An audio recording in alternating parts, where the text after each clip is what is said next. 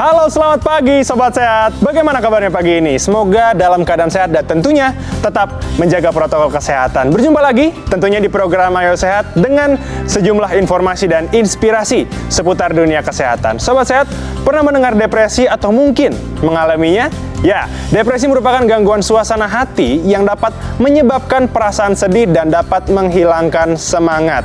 Namun, bagaimana kita dapat mengetahui seseorang sedang mengalami depresi dan bagaimana cara mengatasinya? Kita akan membahasnya pagi ini dengan dokter spesialis kedokteran jiwa yang akan hadir nanti. Tapi sebelumnya, kita mulai Ayo Sehat bersama saya, Elgin Fridianto.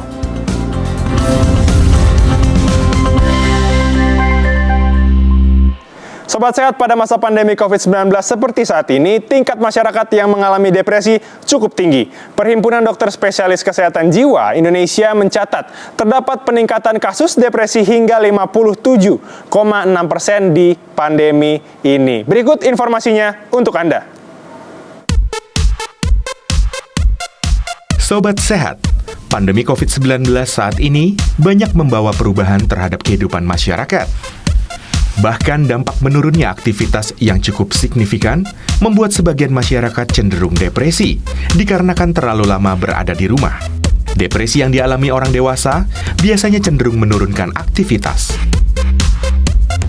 Dikutip dari laman p2ptm.kemenkes.go.id Kementerian Kesehatan, depresi merupakan sebuah penyakit yang ditandai dengan rasa sedih yang berkepanjangan dan hilangnya minat terhadap kegiatan yang biasanya dilakukan. Tanda berikutnya adalah berhenti melakukan kegiatan sehari-hari dan dialami selama 2 minggu lamanya.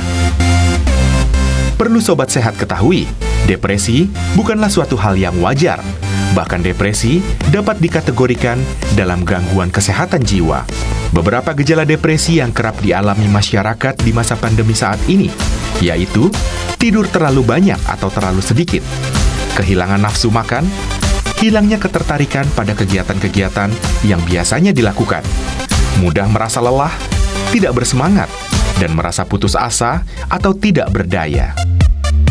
Dikutip dari laman detik.com, secara umum, gangguan kejiwaan dibagi 2 jenis, yakni psikotik dan non-psikotik. Pasien dengan gangguan jiwa psikotik biasanya tidak bisa menilai dirinya sendiri dan lingkungan sekitarnya, sehingga harus menjalani perawatan. Sedangkan pasien gangguan jiwa kategori non-psikotik masih dapat menilai dirinya sendiri dan lingkungannya. Dirinya hanya mengalami depresi dan kecemasan yang berlebihan, seperti yang banyak dialami orang di tengah pandemi COVID-19 ini. Lalu dari laman halosehat.com, depresi dapat dikategorikan dalam kelompok usia, yaitu anak-anak, remaja, dan lansia. Depresi pada anak umumnya terlihat dari perasaan yang sedih dan cenderung ingin selalu dekat dengan orang tuanya. Kondisi ini membuat anak-anak malas untuk sekolah dan beraktivitas. Lalu pada orang dewasa atau remaja.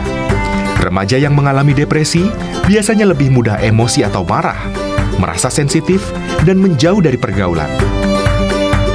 Bahkan lebih jauh lagi, depresi yang dialami pada usia remaja rawan terjerumus pada penggunaan narkoba atau alkohol karena tidak bisa mengendalikan dirinya sendiri. Lalu yang terakhir, depresi pada lanjut usia. Walau pada umumnya, gejala depresi yang dialami oleh orang lanjut usia tidak jauh berbeda dengan dewasa, akan tetapi dapat muncul gejala lain yang mengikuti, seperti mudah lelah, pikun, atau mudah lupa, dan muncul keinginan untuk mengakhiri hidup. Namun, Sobat Sehat perlu ketahui bahwa depresi bisa dicegah dan diobati, sehingga tidak ada akhir yang sedih. Nah, Sobat Sehat, informasi tadi setidaknya dapat memberikan gambaran bagi Sobat Sehat sekalian dalam mengenali gejala depresi. Kita akan bahas lebih dalam lagi mengenai depresi dan bagaimana cara menanganinya bersama dokter spesialis kedokteran jiwa. Jangan kemana-mana, Ayo Sehat akan kembali setelah jeda berikut.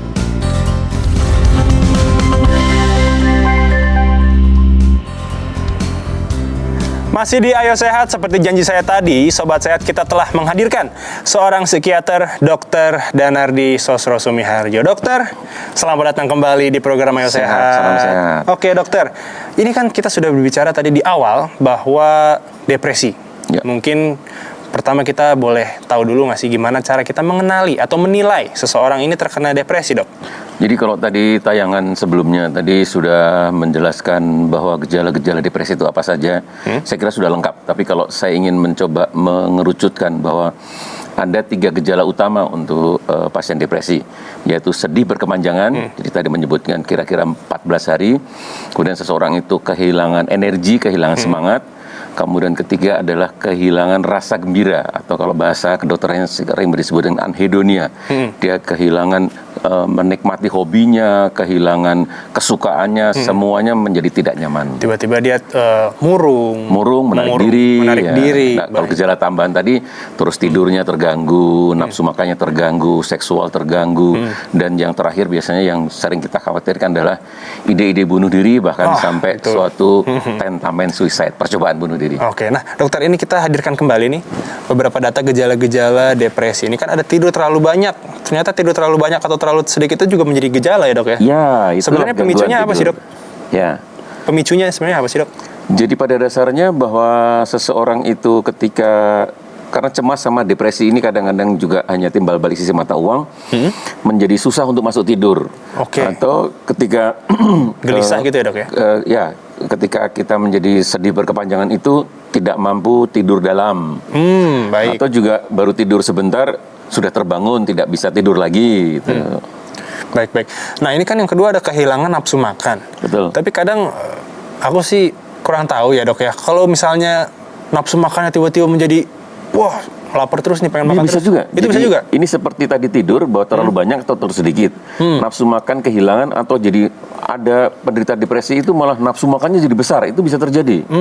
Berarti secara kasarnya fisik terlalu kurus atau terlalu gemuk itu bisa terkena depresi juga ya, Dok? Oh, bisa, dua-duanya bisa kena. Dua-duanya bisa kena depresi. Oke, baik.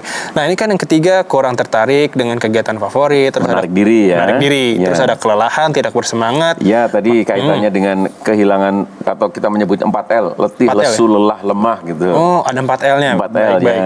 Nah, yang terakhir ini merasa putus asa dan tidak berdaya. Ini yang ada tadi kaitannya tadi, semangatnya hilang, terus merasa tidak berdaya, merasa tidak berguna lagi dalam hidup ini. Nah, itu ada kaitannya nanti terus rasanya sudah tidak berguna hidup, ya ingin menghilangkan dirinya. Itu yang justru yang malah berbahaya, Dok ya? Iya. Nah, Dok, bicara soal pandemi. Ini kan sekarang lagi pandemi, apalagi sekarang PSBB lagi baru Jawa dan Bali. Ya. Orang-orang banyak yang ditahan di rumah dan juga tentu kegiatan ini dibatasi di luar. Betul. Siapakah yang rentan sekiranya ini mengalami depresi? Jadi ini 2 pukulan sebenarnya. Satu pukulan bahwa kekhawatiran akan terkena COVID, bahkan mungkin bisa terkena COVID. Yang kedua adalah bahwa karena ekonomi ini bolehkan dihentikan, apakah kemudian dirumahkan atau bahkan sampai diberhentikan, tentu ini pukulan yang keduanya. Jadi depresi pada dasarnya seseorang yang mengalami pukulan yang tergolong berat, dan itu di luar kemampuan daya tahan dirinya. Makanya tadi bahwa ketika seseorang itu kemudian terpukul dan merasa tidak mampu untuk menghadapi besarnya beban yang ada dalam dirinya, maka dia akan mulai muncul gejala depresi. Gejala depresi barangkali diawali nomor 1, seseorang itu katakanlah kalau COVID ya, bahwa betul. merasa menolak bahwa apa benar saya denial, COVID, menyangkal bahwa mungkin pemeriksaannya salah ini, mungkin pemeriksaannya tidak benar, saya pengen ulang lagi. Seperti membela diri berarti. Membela diri, jadi tidak percaya dengan diagnosis, katakanlah temuan bahwa PCR-nya positif. Mungkin menyalahkan nakesnya bahwa mengambilnya cara yang salah, atau mungkin bisa juga sampai menyalahkan Tuhan barangkali. Wah, baik. Nah, bulan langkah berikutnya mungkin mulai marah, mulai menarik diri, kemudian kalau bisa lebih cepat masuk, kemudian mulai bargaining bahwa kalau iya bagaimana ya, kalau memang saya harus kena COVID, saya harus bagaimana ya. Nah, itu mulai masuk, kira-kira bisa menerima, tidak menyangka lagi. Nah, berikutnya adalah gejala depresi itu akan muncul tadi, 4L lah, sedih berkepanjangan lah, tidak menikmati hobi, baru muncul di situ. Tapi sebenarnya kalau untuk rentan umur, Dok, yang paling rentan? Ya kalau sekarang ini kalau COVID karena dikaitkan dengan tadi pukulan ekonomi, kemudian usia produktif, apalagi menghidupi anak istri, tentu usia produktif ini. Tentu usia produktif. Ya, Baik. Tapi saya sempat baca artikel bahwa masih soal pandemi, sekolah tidak ada. Tentu ini menjadi pukulan terberat juga untuk anak-anak yang masih bersekolah, baik itu SD, SMP, SMA maupun TK. Ya. Ini kan di saat mereka bisa bersenang-senang bersama teman, tapi mereka harus dibatasin, tidak boleh bermain keluar. Apakah ini benar nih? Anak-anak tuh depresi. Betul. Terkena depresi sangat berat. Kalau tadi di segmen sebelumnya saya menyebut cabin fever ya, bahwa terutama anak-anak yang lebih bersosialisasi, lebih senang berkumpul, lebih senang bermain sama teman-temannya, kemudian harus dikurung di rumah, harus hanya ketemu dengan orang-orang begitu saja, memang akan terjadi kebosanan, akan terjadi kejenuhan, dan mungkin sekali akan timbul depresi, bisa terjadi. Oke. Nah, bagaimana nih sebenarnya cara untuk kita bisa istilahnya mengobati lah, atau bagaimana kita untuk usaha pertama yang kita lakukan jika orang sudah mulai terkena depresi? Tapi jangan dijawab dulu, Dok. Tentunya obrolan kita masih seru. Sobat Sehat, jangan beranjak dulu. Kita akan lanjutkan perbincangan ini usai jeda, tetap di Ayo Sehat.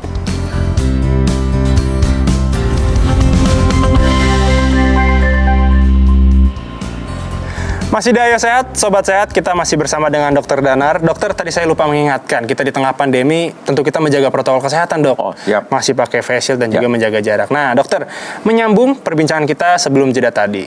Untuk pengobatan, tentu kan setiap orang itu berbeda. Kalau misalnya saya itu ada yang ekstrovert dan ada yang introvert. Ya. Ini untuk cara mengobati istilahnya, atau tindakan pertama saat mereka sudah mulai depresi, treatmentnya pasti berbeda. Bagaimana, Dok? Betul, jadi kalau individu introvert, ekstrovert tentu penanganannya berbeda. Tapi jangan lupa bahwa manusia itu karakternya, dimensinya banyak. Tidak hanya soal introvert, ekstrovert saja, tapi bahwa pada dasarnya elastisitasnya seperti apa, kemudian daya tahannya seperti apa, atau kemudian komunitasnya, support dari keluarga seperti apa. Tapi oke lah kalau misalnya tadi kita berbicara di introvert extrovert, bahwa justru dengan dilarang keluar rumah, aktivitas hanya di rumah, mungkin orang yang tipe introvert barangkali malah tidak ada masalah karena memang terbiasa di kamar, terbiasa sendiri. Untuk teman-teman yang jenis extrovert malah lebih terpukul karena dia biasanya keluyuran, dia biasanya kongko-kongko sama temannya, dia menjadi harus di rumah. Kemungkinan itu akan terjadi.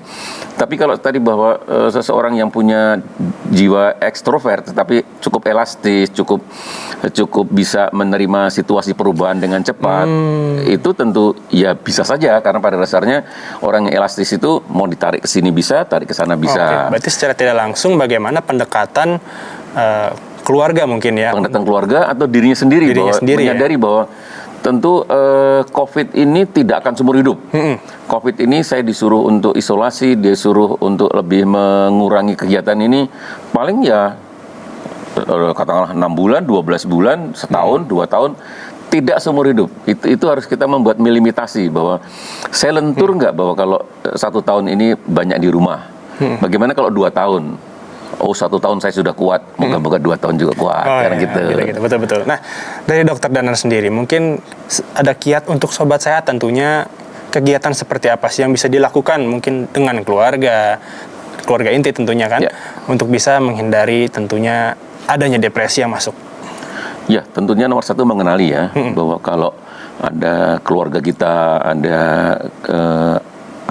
salah satu anggota keluarga kita itu mengalami seperti tadi yang disampaikan bahwa ada sedih berkepanjangan, menarik diri, kita dekati. Pada dasarnya orang depresi itu adalah seperti masuk di dalam suatu kepompong, masuk dalam suatu kamar tertutup, dan dia merasa kalau masuk dalam kepompong itu nyaman. Tapi lama-lama sebenarnya dia merasakan bahwa ini sesuatu yang tidak nyaman. Dia mau menggapai tangan tapi tidak menemukan cara keluar. Nah, anggota keluarga itulah yang mengeluarkan tangan. Kita coba pegang, kita coba tarik keluar, tentu secara imajiner ya, kita keluar, bahwa kita ajak bicara, kita dampingi, kita attending. Oh, bareng. Attending ya, mungkin duduk bersama, mungkin belum berbicara, tapi bahwa dia merasa bahwa ada orang hadir di sebelahnya. Kita tetap mengajak bicara, kita menggunakan intonasi yang datar, menggunakan bahasa yang kita superficial dulu, bahwa tidak berbicara bahwa masalahnya apa sih kamu, tidak usah langsung seperti itu, tapi sudah makan apa belum, mau makan apa yang disukai. Oke. Nah, jadi yang datar-datar dulu. Yang datar-datar dulu ya. Oke, dokter, ini kita sudah merangkum beberapa kegiatan yang sekiranya dapat dilakukan oleh sobat sehat nih. Nih, ada jauhkan diri dari ponsel. Ada susun jadwal kegiatan menyenangkan, buat tangan selalu sibuk, olahraga, mainkan permainan lawas, atur segala sesuatu dengan cermat, praktik mindfulness saat panik. Nah, ini mungkin boleh dokter bisa dijelaskan juga nih, karena bener nggak sih ini sebenarnya ini, karena kan ponsel, wah makin depresi, kayaknya berita COVID nggak beres-beres. Silakan dok. Jadi kecuali kalau memang tidak ada teman ya, tidak ada teman yang nyata di sekitarnya, ponsel akan membantu. Betul. Tapi ketika ada real, ada saudara-saudara kita di dekat kita, ada orang tua kita, ada kerabat yang lain, maka ponsel itu harus nomor 2. Nomor 1 adalah real, bahwa ada orang yang bisa diajak bicara, bisa bercanda, bisa bermain sesuatu, membuat game, itu akan jauh lebih baik. Ya. Dan tadi bahwa meskipun agenda itu hanya di rumah, agenda itu kegiatan sehari bangun pagi, tapi bahwa kita harus membuat jadwal. Saya bangun pagi mau begini, saya bangun pagi mau main sepeda standing, saya habis itu mau nyiram tanaman, habis itu saya mau bermain dengan adik saya, dengan cucu saya. Itu sesuatu yang begitu bangun pagi saya sudah punya agenda. Itu berarti yang susun jadwal kegiatan menyenangkan. Jadwal menyenangkan. Baik. Nah, untuk yang buat tangan selalu sibuk, itu tadi bahwa ketika seseorang mau masuk depresi itu merasa sendiri, merasa tidak mau beraktivitas. Kita harus mengajak dia beraktivitas, selalu bergerak. Maka tadi buat sibuk, apakah tangan, apa kaki, atau mulut, atau juga boleh saja olahraga. Baik. Mainkan permainan-permainan yang bisa dilakukan di rumah. Itu akan membuka kepompong tadi, bahwa seseorang tidak jadi masuk ke dalam suatu area depresi. Betul. Nah, untuk praktik mindfulness saat panik mungkin. Jadi praktik mindfulness itu adalah mencoba membayangkan bahwa benarkah kalau panik itu seperti ini, dan kalau panik seperti ini saya mau bagaimana? Apakah saya mau diamkan, atau di sini ada kuman, kalau ada kuman kenapa? Kalau ada kuman itu saya semprot disinfektan, apakah bisa mati? Atau tangan saya yang saya cuci? Bahwa kita menang kok sama virus, kita menang kok sama bakteri. Jadi kita harus membangkitkan bahwa kita yang lebih unggul. Berarti secara kasarnya kita harus tetap positive thinking. Setuju banget. Gitu. Dokter, ini mungkin terakhir dok. Tentu ini kan beberapa kegiatan-kegiatan tentu yang pastinya membantu untuk menghilangkan depresi. Nah, bicara soal isolasi mandiri juga, ini tentu kan akan membuat depresi. Apalagi orang tua yang mungkin tidak terlalu dekat dengan anak.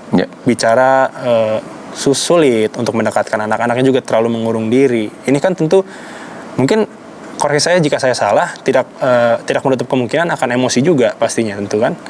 Ini bagaimana sih caranya supaya tetap bisa mengajak anak agar tidak ke arah sana, malah menambah dia makin depresi, dok? Kunci nomor 1 adalah komunikasi. Katakanlah tadi dalam keluarga yang sebelumnya komunikasi kurang, nomor 1 lakukan komunikasi. Komunikasi itu bukan menegur, bukan memarahi, tapi mengajak bicara. Mengajak bicara, dan katakanlah apalagi kalau anaknya sudah remaja, kita tidak boleh menganggap itu anak kecil lagi. Nah, karena harus diajak bicara secara dewasa. Iya, karena anak itu kan juga mengalami masa pubertas misalnya, dok. Itu kan sulit juga untuk bisa istilahnya dekat. Nomor 1 begini, bahwa orang tua itu harus dinamis, bahwa anak itu terus berkembang, anak itu terus bergerak, anak itu ibaratnya terus tumbuh. Nggak boleh menganggap anak itu kecil terus, anak itu selalu hanya untuk dimarahi, untuk diatur. Tidak, kita harus orang tua harus real bahwa anak ini berkembang, anak ini mempunyai talenta, mempunyai passion yang mungkin berbeda dengan orang tuanya, harus bisa terima itu. Baik. Orang tua kan bukan untuk mencetak. Orang tua adalah memfasilitasi. Si anak maunya kemana. Nah, kalau untuk dewasa dan lansia berarti juga rentan ya, dok ya. Apalagi lansia ini kan, pikiran saat dia terpapar, apalagi denialnya sangat besar, apalagi sudah tua. Bagaimana, dok? Cara menghadapinya tentu berbeda. Kalau tadi anak-anak mengharapnya bantuan orang tua cara berkomunikasi. Kalau orang tua menghadapinya bahwa tadi bahwa oke lah finansial ini memang sedang seret, finansial ini memang berkurang. Tapi kan bukan hanya saya, Betul. banyak orang seperti itu. Sekarang ini mencoba apa lagi? Katakanlah misalnya di RT saya itu kemudian malah berjualan kuliner, mencoba. Itu sangat menguntungkan di usia pandemi seperti ini bahwa tiap pagi malah saya bisa makan apa saja dari tetangga-tetangga saya. Itu sesuatu menyenangkan. Kalau orang tua ya sudahlah bahwa kita menunggu saja moga-moga ini segera COVID-nya. Beres, ya. Toh saya juga tidak punya aktivitas apa-apa. Saya seharian juga Betul, 24 jam di rumah. Saya nikmati saja untuk menikmati. Tapi sebenarnya Dok, kalau ini kan pengalaman pribadi. Ya. Lansia seperti kakek dan nenek itu sangat senang untuk bisa menceritakan pengalaman kepada cucunya. Ya. Apakah itu menjadi sebuah pengobatan? Iya, jadi kalau tadi kembali, kalau orang tua melihat anak ini berkembang dan kita topik pembicaraan menyenangkan si anak.